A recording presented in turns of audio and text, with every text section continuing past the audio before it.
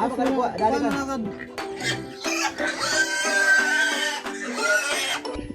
guys, good morning. So ayan po guys, mag-update po tayo ngayon guys abot po sa aming mga baboy. Kasi po guys, yung last po kasi guys is nagkaroon po kasi yung lindol. So yung mga baboy po namin guys is na-damage po guys. Nanganak po siya pero yung 8 biik is hindi po nakasurvive kasi yung nanay wala pong gatas. Kasi sabi po sa mga mga matatanda is pag yung baboy daw ay natamaan ng lindol, for sure na matatamaan din yung mga biik. So hindi po nakasurvive guys. Kaya binigyan ko po ng milk na yung ng milk sa mga biik po, hindi talaga nag-survive po guys. So today's video guys is mag-update po tayo ng ating mga inahing baboy. Tsaka yung mga namin yung fattening po natin guys. So ayan po guys, nililinisan muna namin yung tangkalan guys. So ito po siya guys is mabibenta na po to ngayong December. Ayan. So ito po guys is 1, 2. Ito yun po guys is pang 3 po yun guys, yung maliit. Ayan. So estimated ko po nito guys is abot siguro to na 40 to 45 kilos bawat isa. Ayan. So ito naman po guys, itong inahin namin is, ito po yung nakuna ay naano po guys, yung nawalan po ng mga biik kasi nanganak po siya. Yun po yung time guys na malakas po yung shake ng lindol. So parang na-pwersa po siyang mapanganak guys. Kahit hindi naman po talaga niya na June ng mapanganak. Nakaanak talaga siya. Tapos ito po yung mga biik niya. And then nakakasad naman po guys kasi hindi talaga nakasurvive guys. Ito po talaga siya yung may anak na may ilipanting mukha ng biik. Ayan. So ito po tayo guys. Hisa. Natin. Bonus din po ito siya guys. Yung name niya is si Batik. Hello Batik. Yung mga baboy po kasi nating inahin guys, kailangan lagi po natin silang kinakausap, hinahaplos. Yung parang tao talaga sila guys. Kasi minsan po kasi napapansin nyo na meron kayong mga inahin na matatapang. Kasi hindi no sila nalalambing or napamahal kasi hindi na sila kinakausap, ganun. Kasi pero kasing guys na aabot ay sa point na pag yung baboy is matapang, hindi na siya nalalapitan. Dito sa amin guys, pag matapang po guys is nilalambing po namin sila guys, hinaplos-haplos. Kaya kung manganak sila guys na parang ayaw na magpadedit ng biik, talagang pinapwersa namin sila guys, nilalambing lang. Ayun, nagpapa-dedit sila sa kanilang mga biik. So yun po yung tips guys. Ayan. So ito po guys is manganak po ito ngayong November. Ito siya, November. And then ito naman din siya guys is first week ng November. Ito din siya guys is katapusan. And then punta po tayo doon sa labas guys kasi meron po kasi kaming guys, kapatid nito guys, ay batch nito ang ginagawa po namin akal.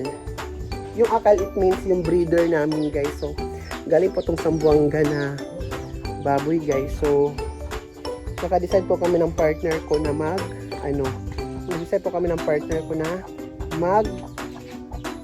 sarili kami ng breeder kasi sayang naman kasi yung inahin naming baboy. Tapos di ba pag mapapakasta ka sa iba, may isa bawat anak. So sayang naman yung sayang naman yung mga biik na ibibigay mo doon sa may-ari ng breeder. So nakapag-decide kami ng partner ko na magkaroon kami ng sariling breeder. Ayan po siya guys. Ayan. Ito siya, si akal namin guys. Hello. So napapansin niyo po guys na ayun malaki po yung itlog niya. Yan, malaki na po yung itlog niya guys. So malaki na po siya guys. Estimated namin ito guys is magkakasta na to ng mga 3 months after or 2 months after. Dito siya. Si akal namin. So and then meron po kaming inaantay din guys na manganganak ngayong October 24. Ito po si Itom. Kasi tinatawag mong Itom guys. Sa Bisaya kasi yung Itom is black. Tapos sa Tagalog is itim. Di ba? So ayun po guys, nakikita niyo po yung person niya guys. Parang namumula na siya guys. No? Namumula na siya guys. So it means nag-ano na siya. Sign na po yan na malapit na po siyang manganganak. Yun po siya guys. Oh. Yun po si Itom.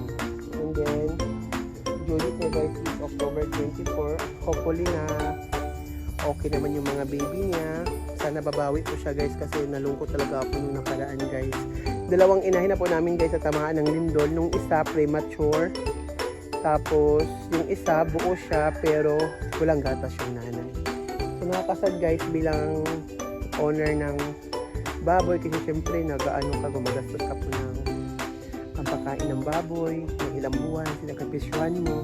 Tapos biglang nagkakagano na lang po guys yung baboy mo. So nakakasad din naman din po. So ayan. Ito po guys, October 24 po siya mga anak. So antayin pa natin siya guys na mga anak ko yung October 24. So sabay-sabay po tayo guys mag-aabang sa pagpanganak niya guys. So mag-update ako sa inyo guys kung ilan po yung anak ng ating inahing si Itom.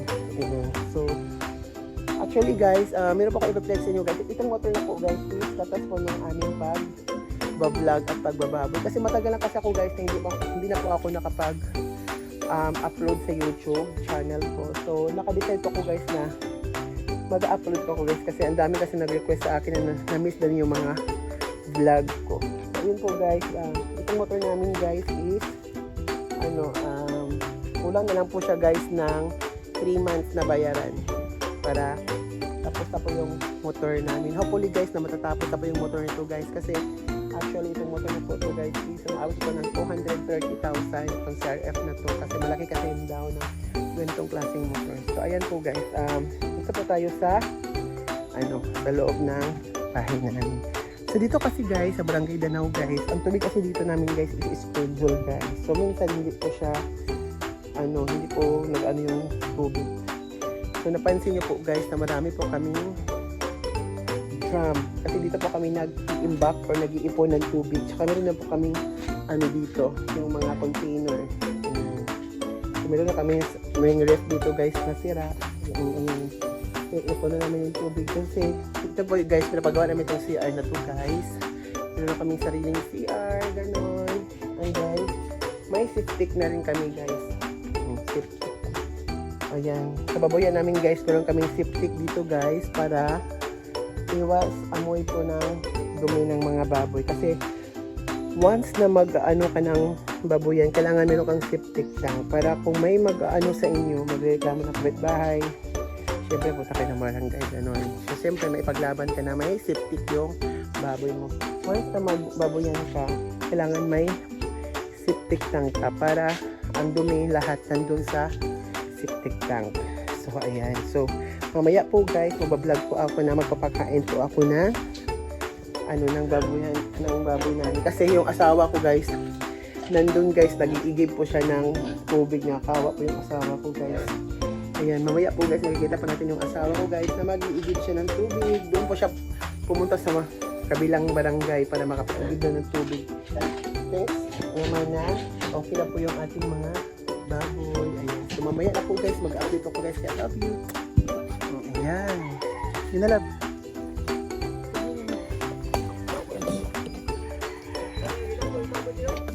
Dali na ako. Tango na ako nagala. Agos niya dito lola. Isa lang kadram mo on. Ha? Isa kadram. Kay hargahan. Pero dito ni Duga ka pula dula ko.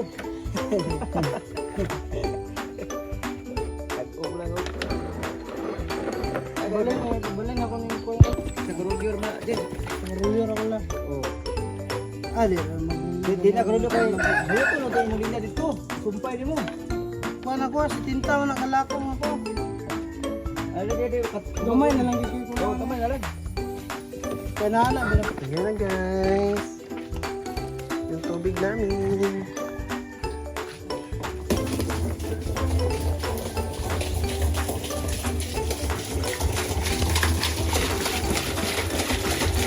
Hindi talaga. Ay, kukulan dahil nag-brown.